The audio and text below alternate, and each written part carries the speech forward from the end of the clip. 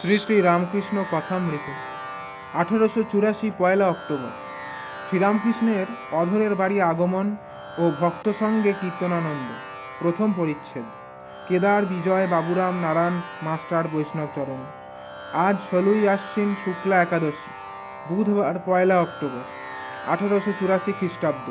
ঠাকুর দক্ষিণেশ্বর হইতে অধরের বাড়ি আসিতেছেন, সঙ্গে নারায়ণ, গঙ্গাধর।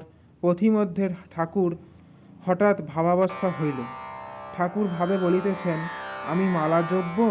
হ্যাক থুক, এ শিব যে পাতাল খোঁড়া শিব, স্বয়ম্ভূলিঙ্গ।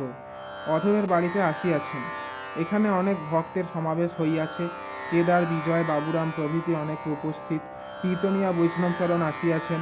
ঠাকুরের আদেশক্রমে অধর প্রত্যহ আফিস হইতে আসিয়াই বৈষ্ণবচরণের সংকীর্তন শুনেন। বৈষ্ণবচরণের সংকীর্তন অতি মিষ্ট।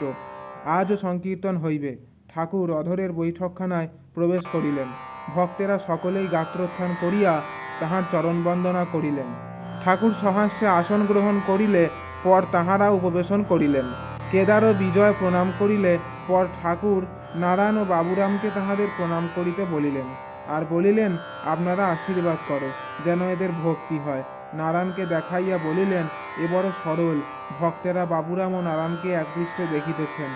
শ্রীরামকৃষ্ণ কেদারাদি ভক্তের প্রতি, তোমাদের সঙ্গে রাস্তায় দেখা হলো, তা না হলে তোমরা কালীবাড়ি গিয়ে পড়তে। ঈশ্বরের ইচ্ছায় দেখা হয়ে গেল। কেদার বিনীতভাবে কৃতাঞ্জলি, ঈশ্বরের ইচ্ছা সে আপনার ইচ্ছা। ঠাকুর হাসিতেছেন। জয় ঠাকুর।